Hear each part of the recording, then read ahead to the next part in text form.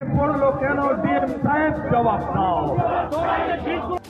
উপর পিএইচির যে pumping station যে ভেঙে পড়েছে এবং আসানসোলের রানীগঞ্জ জামুরিয়ার বিস্তীর্ণ অঞ্চলে যে সাধারণ নাগরিকের পানীয় জলের যে আকাল দেখা দিচ্ছে তা আগামী সময়ে যেটা হবে, এমনি আসানসোলের সমস্ত জায়গায় পানীয় জলের সংকট আপনারা জানেন। বিভিন্ন ওয়ার্ড থেকে মানুষজনের চাহিদা পানীয় জল যাতে ঠিক করে পাওয়া যায়।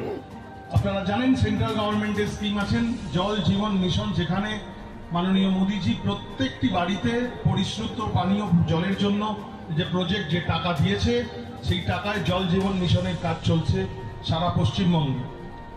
এবং সবচেয়ে অবাক করা বিষয় হচ্ছে 2024 পর্যন্ত যে জল জীবন মিশনের যে কাজ ছিল, সেই সময়ের মধ্যে পশ্চিমবঙ্গে জল জীবন মিশনের কাজ সম্পূর্ণ হয়ে ওঠেনি। এর কারণ কি জানেন? এর 60% যে টাকা কেন্দ্রীয় সরকার আর 40% যে টাকা রাজ্য সরকারের দেওয়ার কথা ছিল, 60% কেন্দ্রীয় সরকারের টাকা দিয়ে সমস্ত পেমেন্ট হয়ে গেছে, 40% কিন্তু সেই রাজ্য সরকার দেয়নি। তার জন্য আমাদের 24-এও কিন্তু এই প্রজেক্ট শেষ হয়নি এবং এক্সটেনশন হয়েছে 24 থেকে 28 পর্যন্ত। খুব দুর্ভাগ্যজনকভাবে এটা জানাই যে এখনো পর্যন্ত পশ্চিমবঙ্গ সরকার সেন্ট্রাল গভর্নমেন্টের সঙ্গে এই এগ্রিমেন্টটাও করে উঠতে পারেনি জল জীবন মিশনে।